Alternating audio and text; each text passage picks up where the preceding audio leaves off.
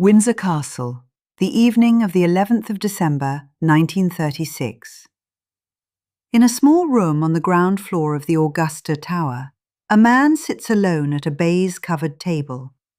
In front of him is a single BBC microphone, draped in black cloth so that it will not glare in the photographs that will not be taken. A red engineer's bulb glows on the wall. Sir John Reith, Director General of the corporation, has just introduced him, by careful pre-arrangement, not as His Majesty the King, which he was at breakfast, but as His Royal Highness Prince Edward. The man at the microphone is 42 years old, slight, immaculately tailored, and visibly exhausted. He has been king for 326 days. In a few seconds, he will speak the sentence that the English-speaking world will quote for the rest of the 20th century.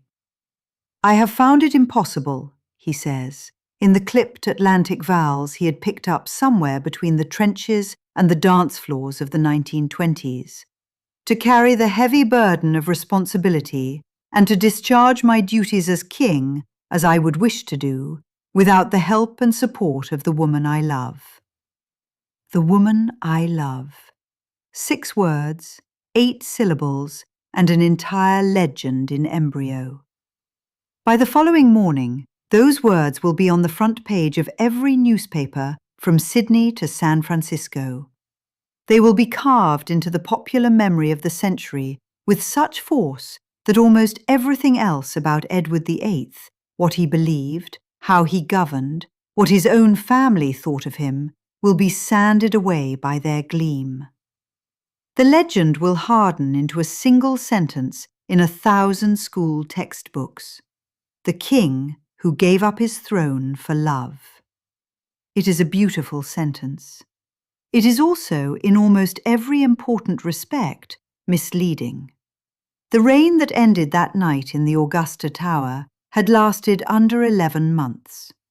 It was the first voluntary abdication of an English sovereign in a continuous line stretching back to the Norman conquest, the first time the wearer of the crown had simply taken it off and handed it to someone else. The cause, on paper, was a twice-divorced American woman from Baltimore named Bessie Wallis Warfield, latterly Mrs. Simpson, whose second husband was still alive, and whose first husband was also still alive, and whose existence had been unknown to the British public until 8 days earlier. The cause, in private, was something larger and more uncomfortable. Inside the palace, inside the cabinet, inside the small circle of courtiers who saw the king's papers and watched his hands shake at breakfast, the abdication was not experienced as a tragedy.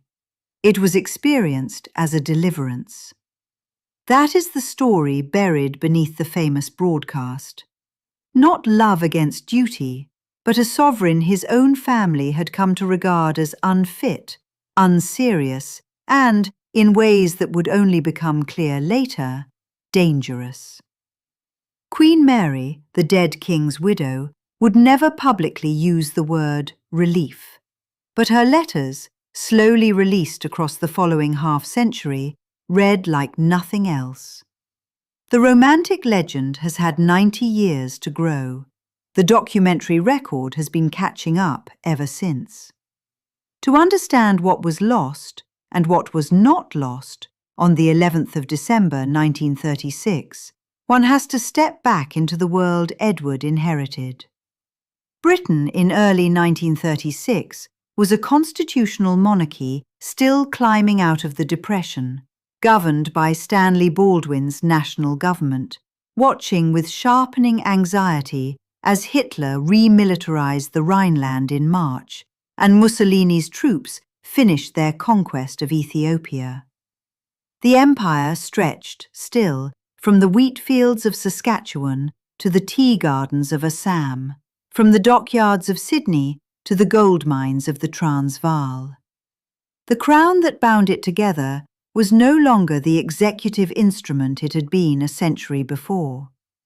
It was something subtler and in some ways more demanding.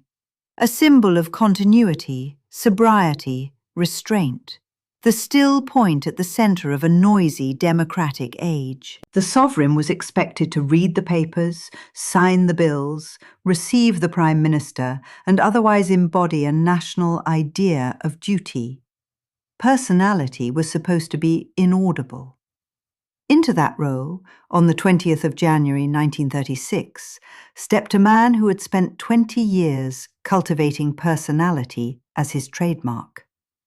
Edward, known within the family by the last of his 7 Christian names, David, had been born on the 23rd of June, 1894, the eldest son of the future George V and Mary of Teck. He had served, briefly and frustratingly, as a staff officer in the First World War, kept from the front line by the Cabinet's refusal to risk an heir's capture.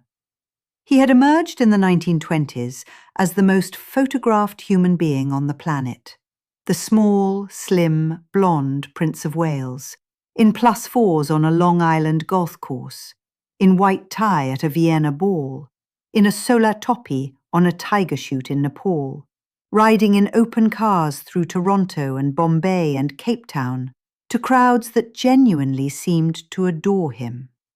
He shook hands with unemployed Welsh miners and uttered the phrase, "Something must be done," which made him, briefly, a hero of the left. He dressed better than any man of his generation. He danced. He flew his own aeroplane. He looked to a world tired of stiff Victorian fathers, like the future. Inside the palace, the view was different. George V, a stern, bearded sailor of a man who collected stamps and shot pheasants and rarely opened a novel, watched his eldest son with deepening dismay. The king disliked the late nights, the married mistresses, the soft American accent that crept into his son's speech, the studied informality, the refusal to wear court dress when court dress was required.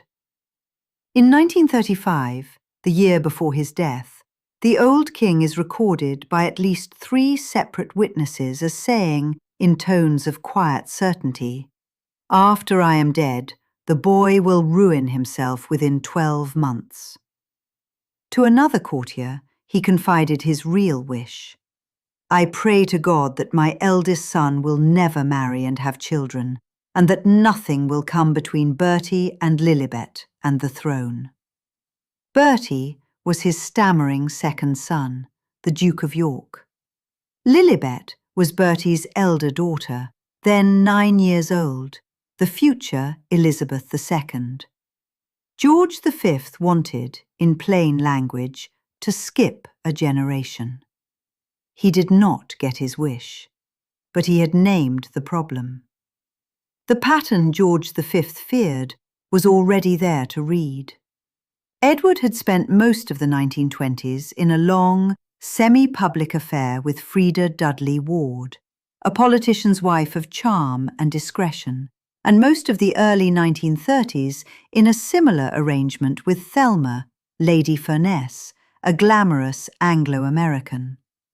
He hated court ritual. He resented the boxes of state papers his father insisted he read. He refused increasingly to attend church. He drank steadily through the afternoons. He kept cabinet ministers waiting in anterooms while he finished telephone calls about hats. The household staff at Fort Belvedere, the mock castle retreat on the edge of Windsor Great Park that he had made his own, learned to fetch his cocktails in a particular order, and to say nothing about the women who came and went. He was charming, restless, lonely, and, as more than one private secretary noted in writing, fundamentally bored by the job he had been born to. Into that life, in January 1931, walked Wallis Simpson. She was 34, sharp-tongued, narrow-hipped, fashionable in a hard, modern way that English society had not quite met before. She had been born in Pennsylvania, and raised in genteel Baltimore poverty by a widowed mother and a sequence of more prosperous relatives. Her first marriage, to a U.S. Navy pilot named Earl Winfield Spencer, Jr., had been a disaster of alcoholism and cruelty and had ended in divorce. Her second, to the Anglo-American shipping executive Ernest Simpson, had brought her to London in 1928 and into the outer circles of the kind of houses where the Prince of Wales occasionally dined. It was Thelma Furness, in one of history's more spectacular acts of misjudgment, who introduced them. By 1934, Wallis had displaced Thelma. By 1935, Edward was buying her emeralds at Cartier, summoning her to Fort Belvedere at weekends and, more alarmingly to the small number of people who knew, reading her the contents of his red boxes across the dinner table.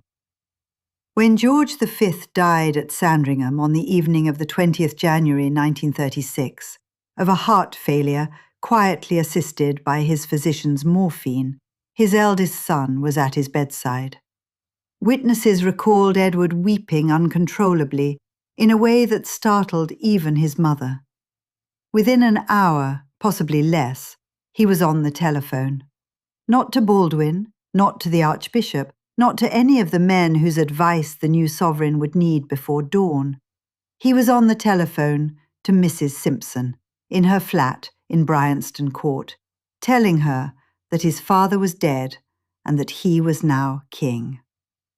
The body of George V was still warm in the room next door. The proclamation would not come until the following morning, the 21st January, when Edward VIII was formally declared king at St. James's Palace. Already, before the heralds had drawn breath, the reign was compromised in its opening hours. Edward VIII, freshly proclaimed king on the 21st of January 1936, on the telephone to Mrs. Simpson while his father's body still lay at Sandringham. The reign was already compromised in its opening hours, and the men charged with serving it knew so before the funeral wreaths had wilted. What the country did not know, and would not know for another 10 months, was that the new sovereign spent the first night of his reign discussing not the proclamation, not the funeral arrangements, not the boxes already piling up for his attention, but the dinner menu at Fort Belvedere and the question of when Wallis might next be free to join him there. The silence around her name was not accidental. It was arranged. Lord Beaverbrook, proprietor of the Express, and Lord Rothermere of the Mail had agreed between themselves and with Buckingham Palace that nothing concerning Mrs. Simpson would appear in the British press. The agreement held with remarkable discipline through the spring and summer of 1936. Provincial editors who knew the story sat on it. Society columnists who had written cheerfully about Thelma Furness 3 years earlier wrote nothing about her successor. American papers, by contrast, ran the affair as front-page entertainment from February onwards. Time magazine carried photographs. Paris Soir published gossip. Visiting Britons returning from New York or Le Touquet brought the cuttings home in their luggage and passed them around at dinner. The educated classes knew. The cabinet knew. The Dominion's high commissioners knew. The country at large was kept in a kind of induced innocence that could not last and was not meant to. Inside the palace machine, alarm settled in quickly and quietly. The red dispatch boxes, the leather cases in which government papers travelled daily to the sovereign, began to come back late or to come back marked. Foreign Office officials noted ring stains from cocktail glasses on telegrams classified most secret. Documents were left lying overnight at Fort Belvedere, where weekend guests, including Wallis, had unsupervised access to them. By the early summer of 1936, a working practice had taken hold in Whitehall that was without precedent in modern constitutional history. The most sensitive material was simply being held back. Senior civil servants, with the quiet approval of their ministers, were filtering what reached the desk of their own king. They did not trust him with it. Alan Lascelles understood what was happening because he had seen it before.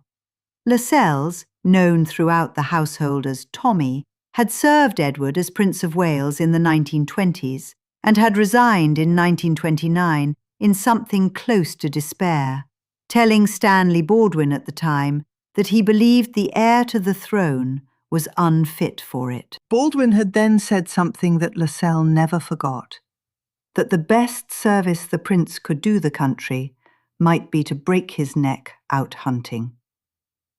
Now, 7 years later, Lascelles was back in the orbit of the same man, this time as king, and found him not improved, but more himself.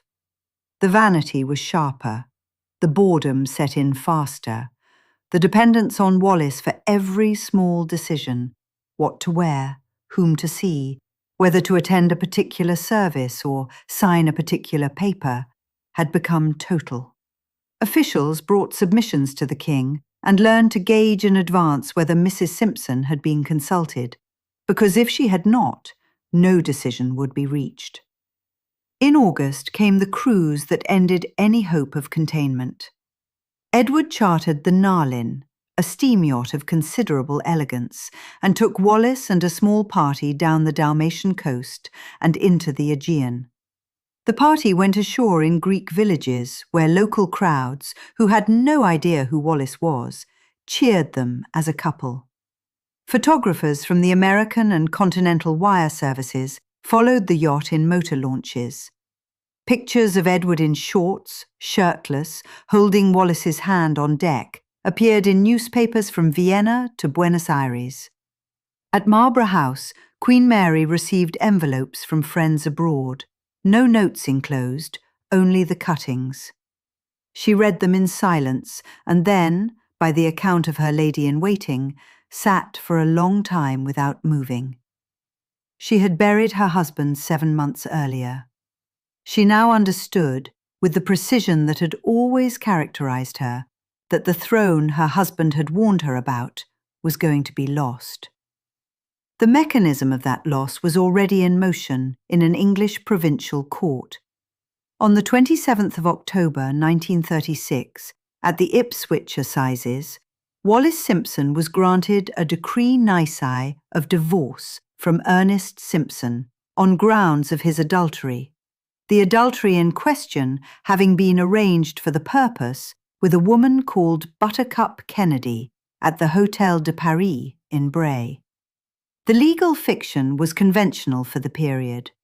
The political consequence was not. Under the law as it then stood, the decree would become absolute in 6 months, in late April 1937. From that date, Wallis would be free to marry. And from that date, Edward, as Supreme Governor of the Church of England, could not lawfully marry her, because the Church did not recognize the remarriage of divorced persons whose former spouses were still living. Wallis had 2 such former spouses, Spencer in California and Simpson in London, both very much alive. The collision between the calendar and the Constitution was now fixed. On the 16th of November 1936, Edward summoned Stanley Baldwin to Buckingham Palace and told him plainly that he intended to marry Mrs. Simpson and that he intended to remain king. Baldwin, who had been preparing for this conversation for months, answered with equal plainness. The country, he said, would not accept her as queen. The dominions would not. The Church would not. Edward then floated the only compromise his advisers had been able to suggest, a morganatic marriage, in which Wallis would become his wife, but not his queen, holding some lesser title, and any children of the union would be excluded from the line of succession. Such marriages existed in continental tradition. They had no place in British law. Baldwin agreed to put the proposal to the cabinet and to the Dominion prime ministers, and did so in the following days as a formality, knowing the answer. The cabinet refused. Canada refused. Australia refused. South Africa refused. The morganatic door, which had never really been open, was now formally shut. The press dam broke not through a leak, but through a sermon. On the 1st of December 1936, the Bishop of Bradford, a man called Alfred Blunt, addressed his diocesan conference on the subject of the forthcoming coronation and observed that the king would need divine grace for his task, adding that he wished His Majesty showed more positive signs of awareness of that need. Blunt later insisted, plausibly, that he had been thinking of Edward's poor church attendance and had never heard of Mrs. Simpson. It did not matter. The Yorkshire Post took the remark as the opening it had been waiting for and printed a leader treating it as a reference to the king's private life. By the 3rd of December, every national paper in Britain had broken the silence. Commuters opening their morning papers at breakfast learned for the first time that their king proposed to marry an American woman whose second divorce was pending. The name Mrs. Simpson, unknown the day before, was on every tongue by lunchtime. The reaction was sharper and more divided than the soft focus memory of later years would suggest. Crowds did gather outside Buckingham Palace, and they did shout, "God save the King," but they also shouted for Baldwin, and outside Downing Street they shouted for the King. Winston Churchill, then in his political wilderness, rose in the Commons to plead for time and was howled down by his own side. Lord Beaverbrook campaigned in the Express for a King's party. Oswald Mosley's black shirts marched in support. Against them stood the Archbishop of Canterbury, Cosmo Gordon Lang, who had been quietly briefing against Edward for months, and who regarded the prospective marriage as a moral catastrophe. Against them stood Baldwin and the bulk of the cabinet. Against them stood the Labour leadership under Clement Attlee, who advised Baldwin that his party would not support a morganatic compromise. Against them, almost unanimously, stood the bench of bishops. The constitutional arithmetic was not in doubt. What was in doubt, for a few days, was whether the king might simply refuse to accept it and force a crisis in which the government would have to resign and a king's party form around him. Churchill thought it possible. Baldwin thought Edward had not the stamina for such a fight. Baldwin was right. Inside the family, the days were not political, but bleak. Queen Mary's letters to her sister and to her old friends use the word humiliation again and again. The humiliation of a son who had, as she put it in one note, put the woman before his country. The Duke of York, Edward's younger brother Bertie, drove to Marlborough House on the 9th of December to see his mother and broke down in front of her, weeping for an hour. He told Lord Mountbatten the same week that he had never wanted this, that he could not do it, that he was untrained, that he stammered, that the prospect terrified him. His wife, Elizabeth Bowes-Lyon, the Duchess of York, watched her shy and uncertain husband absorb a fate he had not asked for, and formed, in those December days, the lasting verdict on Wallis Simpson that would govern her conduct for the rest of her long life.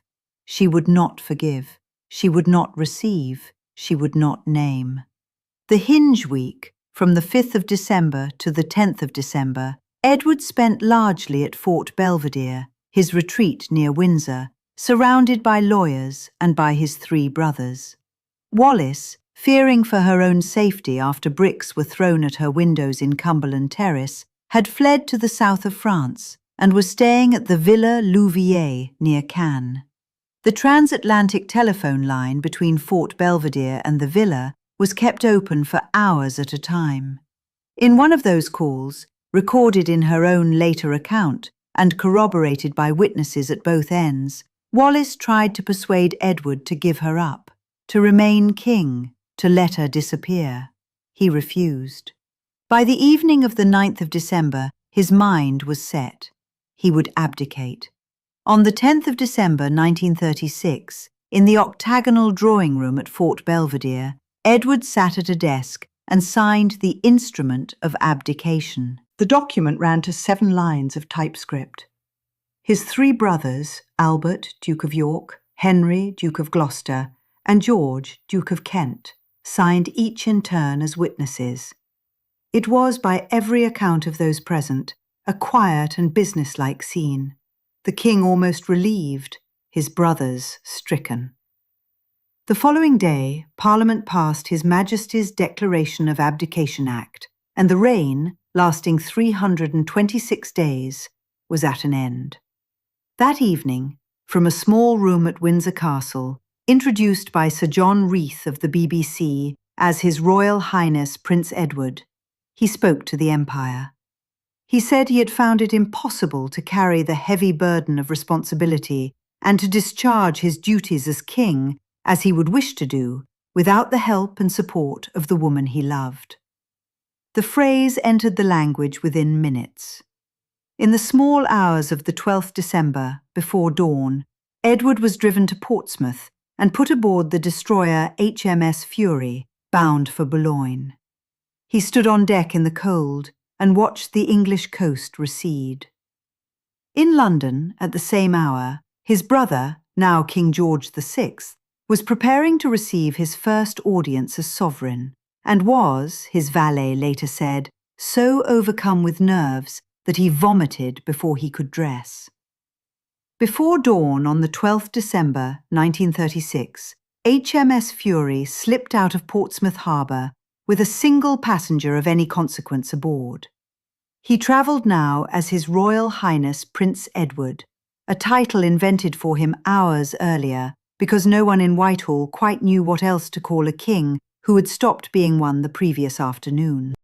The destroyer crossed a black channel in heavy weather and put him ashore at Boulogne. From there, a train carried him east into Austria to Schloss Enzersfeld outside Vienna, the country house of Baron Eugène de Rothschild, who had offered shelter to a man with nowhere obvious to go. He arrived in a strange condition. He was 42 years old, in excellent tailoring, with a valet, a detective, 2 cairn terriers, and almost no programme for the rest of his life. Wallis was still in the south of France, waiting for her divorce to become absolute. Until April, she could not marry him. Until she could marry him, he had no clear reason to be anywhere in particular. So he stayed at Enzersfeld and made telephone calls. The Rothschild household staff later recalled that the calls to Cannes sometimes lasted 3 hours, that the operators were instructed never to interrupt them, and that the Duke, as he was now styled, would emerge from these conversations either exhilarated or close to weeping. Letters went the other way too, to Marlborough House, page after page in his looping hand, addressed to darling Mamma. Queen Mary read them. She replied seldom, and when she did, briefly. The silences lengthened until they became their own answer. The first formal wound from London came on the 27th of May, 1937. By letters patent, George VI restored to his brother the style of Royal Highness as Duke of Windsor. The same instrument explicitly withheld that style from any wife he might marry and from any children of the marriage. The legal reasoning was thin, and the family knew it. The point was the punishment. Edward understood at once. The woman he was about to marry would be a duchess, but not, in the eyes of the court, a royal one. Servants would address her as Your Grace, not Your Royal Highness. She would not curtsy to her own sisters-in-law, but they would not curtsy to her either. He wrote a furious letter to his brother. His brother did not change the order. For the next 35 years, Edward insisted that everyone admitted to their houses curtsy to Wallis anyway, and he kept a quiet account of those who declined. The wedding took place on the 3rd of June 1937 at the Château de Condé in the Loire Valley, lent for the occasion by the Franco-American millionaire Charles Bedeau, whose later collaboration with the Germans would embarrass everyone involved. 16 guests attended. Not one was a member of the British royal family. Queen Mary had been invited and declined. The Duke of York, now King George VI, forbade his brothers Henry and George to make the journey. No British bishop would officiate. In the end, the ceremony was performed by R.A. Jardine, a maverick Anglican vicar from Darlington, who had written offering his services in defiance of Archbishop Lang and had been quietly taken up on it. A small organ played. Wallis wore a long pale blue dress by Mambochet, the colour that would afterwards be called Wallis blue. Edward, by every witness, looked happier than anyone present had seen him in years, and was crying. He had expected, in some part of himself, that the worst was now behind him. He believed, on the evidence of his own popularity as Prince of Wales, that the British public would call him back for ceremonial duties, that an ambassadorship might be arranged, that some role would be found for a former king who still wished to be useful. None was. The advice that reached George VI from Lascelles, from Baldwin's successor Neville Chamberlain, and most consistently from Queen Mary, was that any official function for the Duke of Windsor would simply reopen the wound. He was to be kept abroad, kept occupied, and kept away. The pension he received was paid out of his brother's private funds and was conditional on his remaining outside Britain without permission. He had walked off the stage, and the stage had been locked behind him. In this unstructured idleness came the most damaging episode of his post-royal life. In October 1937, accompanied by Wallis, he undertook what was billed as a study tour of German labour conditions. The reality was a state visit in everything but name. They were met at railway stations by uniformed Nazi officials, driven through cheering crowds, taken round model factories and Hitler youth camps. They dined with Joseph Goebbels. They took tea with Hermann Goering at Karrenhall. Heinrich Himmler arranged the security. On the 22nd October, they were driven up the mountain road to the Berghof at Berchtesgaden and received personally by Adolf Hitler. The meeting lasted close to 2 hours. No detailed record survives on the British side because no British official was present. What we have is the German interpreter's note, which describes Edward as warm, fluent in German, sympathetic to the regime's social policies, and dismissive of the Czech question. Photographs from the tour travelled around the world. In several of them, Edward is captured with his right arm raised in what looks unmistakably like the Nazi salute. He always maintained afterwards that he had been waving or returning a courtesy or performing an old soldier's greeting. The images did not care what he maintained. In London, the family's reaction passed quickly from embarrassment to alarm. Queen Mary, who had borne the abdication with the rigidity of a woman trained from girlhood not to show feeling, is recorded by her lady-in-waiting as having put down the newspaper and said only, "He has learned nothing." George VI ordered that no British diplomat attend any function on the tour. The Foreign Office began, quietly, a file on the Duke of Windsor's German contacts that would thicken steadily for the next 8 years. When war came in September 1939, the problem of what to do with him became urgent. He was attached, after some negotiation, to the British military mission to French General Headquarters, with the rank of Major General. He produced reports on French defensive positions that were professionally competent and, in at least one case, found their way through indirect channels to German intelligence. Whether this was carelessness or something worse has been argued ever since.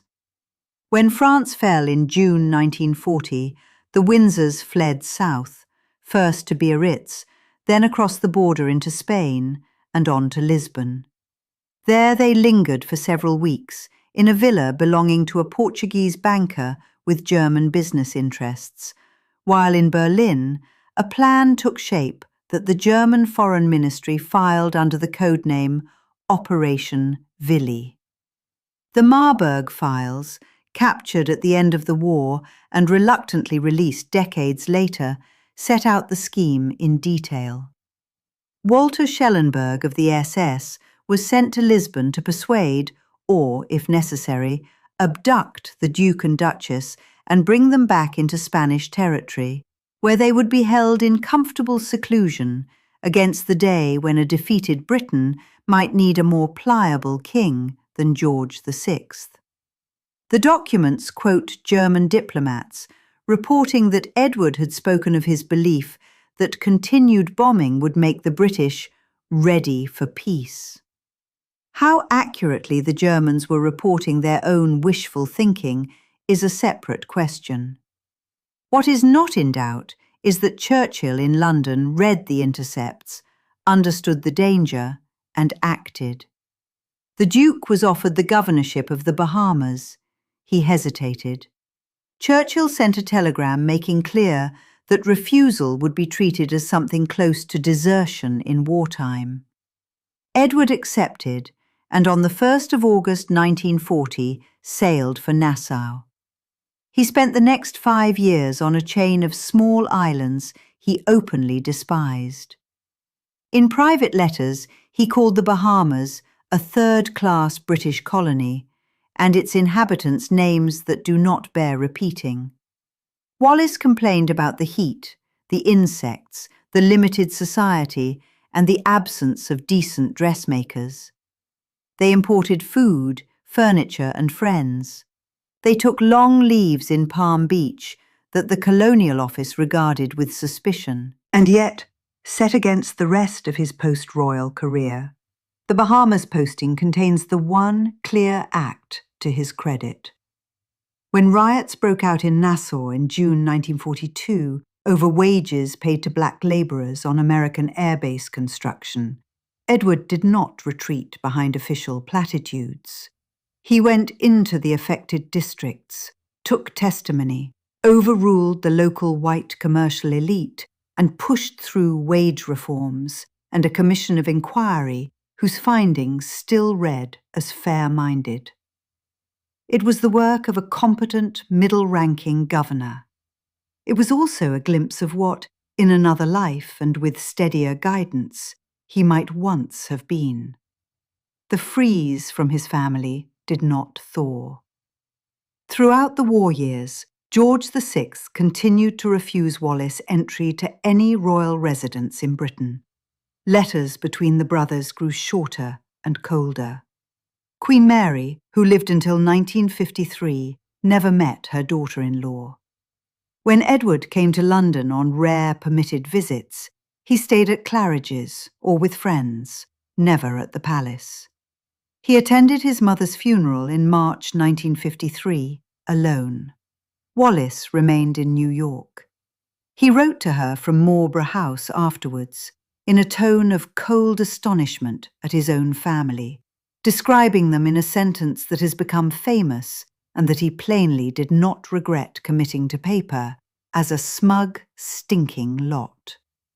The year before that, in February 1952, George VI had died at Sandringham, worn out at 56 by a war he had not wanted, a crown he had not wanted, and a 40-a-day cigarette habit. Edward crossed the Atlantic, again alone, for the funeral. The new sovereign was his niece, Princess Elizabeth, now Elizabeth II, 25 years old and entirely composed. She received him with the careful courtesy of a constitutional monarch who had been raised by both parents to regard her uncle as the man who had nearly broken her father. The Queen Mother received him with less than that. She did not raise her voice. She did not need to. The conversation about a possible role for the Duke of Windsor, which he had hoped to reopen with each new reign, was not reopened. He went back to Paris. The Paris house in the Bois de Boulogne had been found for them by the city authorities at a peppercorn rent, a discreet courtesy from a French republic that enjoyed having a former English king as an ornament. Inside, it was furnished as a small private court. The Garter banner hung in the hall. Footmen wore the Windsor livery. Guests were briefed in advance to address the Duchess as Your Royal Highness, the title she had never been granted, and most complied, because it was easier than the scene that followed if they did not. The pug dogs multiplied. Wallis's couture bills became legendary, even in a city accustomed to legendary couture bills. Edward, with no office to go to and no papers to read, gardened, golfed less and less as his health declined, and granted occasional interviews in which he rehearsed the abdication story in the form he wished posterity to receive. In 1951 he published, with heavy ghostwriting by the journalist Charles Murphy, the memoir A King's Story. It sold well. It needed to. The Windsors lived expensively, and the pension from his brother had not been generous. The book set out the romantic version in its most polished form, and for a generation of readers, it became the version. But in the same decades, quietly, another archive was opening. The Marburg files were published in the late 1950s over the personal objection of Eisenhower and the active resistance of the British government. FBI dossiers on Wallis, compiled during the war on Roosevelt's instructions, began to leak. Lascelles's diaries and private papers, scathing in their assessment of his former master, circulated among historians. The official portrait and the documentary record were drifting apart, and the documentary record was darker. By the late 1960s, the Duke was visibly ill.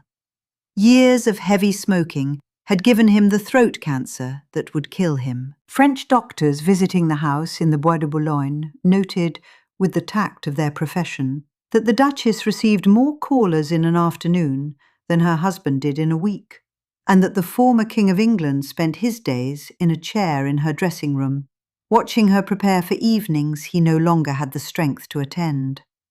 By the late 1960s, the house in the Bois de Boulogne had taken on the atmosphere of a museum whose chief exhibit was no longer on display. Edward, frail and emphysemic, the cigarettes of half a century catching up with him at last, kept to the upper floors. His French doctors observed, with the discretion of their profession and the candour of their private notes, that the Duchess received more visitors than the Duke. Decorators, couturiers, a thinning circle of café society, the occasional American heiress passing through Paris. He, meanwhile, sat with the pugs and the framed photographs and the red dispatch boxes that no longer came. A former king, reduced by slow degrees to a fixture in his wife's salon. It was into this diminished world, in May 1972, that a remarkable visitor arrived. Queen Elizabeth II, in Paris on a state visit, asked to call at the house. The request itself was a quiet act of grace. Edward was by then visibly dying. Throat cancer had hollowed his neck and stolen most of his voice. His doctors advised against any exertion. He ignored them. When his niece, the sovereign, was shown upstairs, the Duke of Windsor rose from his bed, was helped into a suit, and stood to bow. The meeting lasted 15 minutes. There is no transcript. There are only the recollections of the staff, who remembered an old man who had once been a king, summoning the last of his strength to observe a protocol he had himself abandoned 36 years earlier. He died 10 days later, on the 28th of May, 1972, aged 77. His body was flown to England in an aircraft of the Queen's flight. The funeral was held at St. George's Chapel, Windsor, the same chapel in which his father had been buried, and in which, in time, the Queen Mother and the Queen herself would lie. Wallis, by then 75 and beginning to drift, was brought to England by the royal household and lodged at Buckingham Palace. It was the only time she ever slept under that roof. The photographs from the funeral are unsparing. She appears tiny inside her black coat and veil, her face powdered to a chalky mask, her hands trembling on a prayer book. On one side of her sits the Queen, on the other sits the Queen Mother, the two women who had refused for 35 years to receive her, who had never used her name in public if they could help it, now flanked her in the front pew for the length of one afternoon. Decency required it, so they performed decency. Then it was over, and Wallis was put on a plane back to Paris, and the door closed again. She lived another 14 years. They were not kind. Dementia thickened around her. Her affairs were taken in hand by the formidable Paris lawyer Suzanne Blum, who controlled access to the house, to the jewels, and eventually to the Duchess herself. Visitors were turned away. Friends were told she was not well enough. Whether she was being protected or imprisoned has been argued about ever since. She died on the 24th of April, 1986. Her body was flown to England, as Edward's had been, and she was buried beside him at the Royal Burial Ground at Frogmore, in the gardens of Windsor. It was the only concession the family ever made to the woman they had refused in life. They allowed her to be buried among them. If you find yourself drawn to these long arcs of palace history, the private letters, the cabinet minutes, the small, unforgiving details that the official portraits leave out, consider subscribing to Queen Toby EN. There are more of these stories to come, and you'll want the next one to find you. Now, with the principals all in their graves, and the documents largely open, the evidence can be weighed. The romantic version of Edward VIII has had nearly a century to settle into the popular imagination.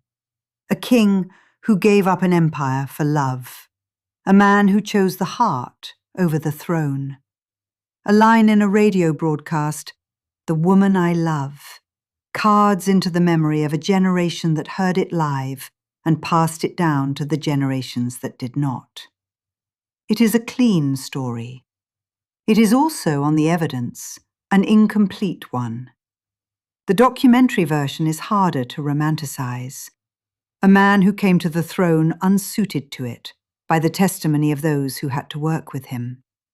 A king who left red boxes open on side tables at Fort Belvedere, who could not be trusted with the most sensitive Foreign Office traffic, who bored easily and complained constantly. A man drawn, in the 1930s, to the glamour of the European dictators and slow to recognize what they were. A former king who, in October 1937, allowed himself to be photographed at Berchtesgaden in postures the Nazi propaganda machine knew exactly how to use. A man whose name surfaces uncomfortably in the Marburg files and in the planning documents of Operation Willy. None of which makes him a traitor, all of which makes him a problem. The family said as much at the time, in private, in their own words. Queen Mary's letter to her eldest son in 1938, written after months of trying to reason with him about his treatment of his brother, is the document that survives most clearly. You did not seem to be able to take in any point of view but your own. It is the verdict of a mother who has stopped pretending. The Queen Mother went further by saying less. For the remaining 65 years of her life, she would not speak Wallis's name in company. She referred to her, when she had to refer to her at all, as that woman. It was not a phrase she used about anyone else. It was reserved. The counter-argument deserves its hearing, and it is not nothing. Edward did love Wallis. Every surviving letter, every diary entry of every witness, every account of their daily life in Austria and France and the Bahamas and Paris points the same way. The marriage lasted 35 years, longer than most of the marriages of his critics. He defended her, fussed over her, insisted on her dignity in rooms that had been instructed to deny it. Whatever else the abdication was, it was not a fiction about the depth of his attachment. He meant what he said into that microphone.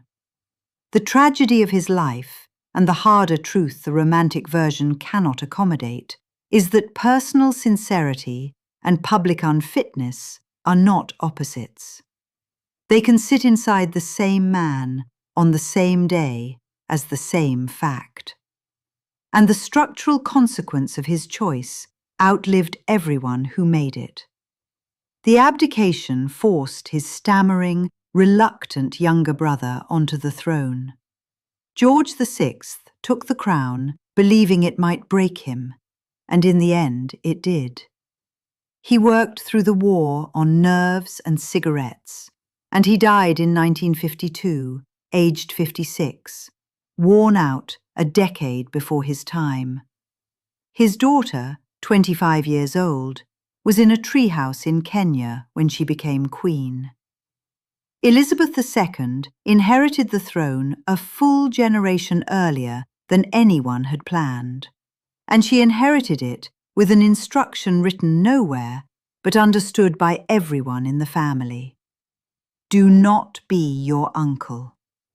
The modern monarchy, sober, dutiful, suspicious of glamour, allergic to the personal grand gesture, was built in conscious opposition to the man who had walked out of Fort Belvedere with a fountain pen and a phrase about love. Return, then, to where this began. A single microphone in a room at Windsor Castle on the night of the 11th of December, 1936. An engineer's red light. A small, immaculately tailored man leaning toward the apparatus and finding the sentence the world would remember. The woman I love. It is worth asking, with the benefit of everything that came afterwards, what that phrase actually concealed. It concealed the relief of a cabinet, the gratitude of an archbishop, the quiet collapse of a younger brother who never wanted the job. It concealed a court that had spent 11 months working out how to remove him and had been spared the trouble. It concealed the fact that the country was not in any serious sense losing a great king. It was losing only the idea of one. And the family, listening that night in separate rooms across London, the mother at Marlborough House, the brother at his own fireside, the small daughters in the nursery upstairs, already knew it. Every monarchy that has functioned since has had to answer, in its own way, the question Edward VIII posed and then fled. What is a crown actually for, if the person wearing it would rather not? The answer the Windsors gave in the end was a small bronze plaque set into the grass at Frogmore. On one side it reads simply, HRH, the Duke of Windsor, 1894 to 1972. Beside it, a second plaque, HRH, the Duchess of Windsor, 1896 to 1986. The initials she had been denied in life, granted to her only in death, and only in stone.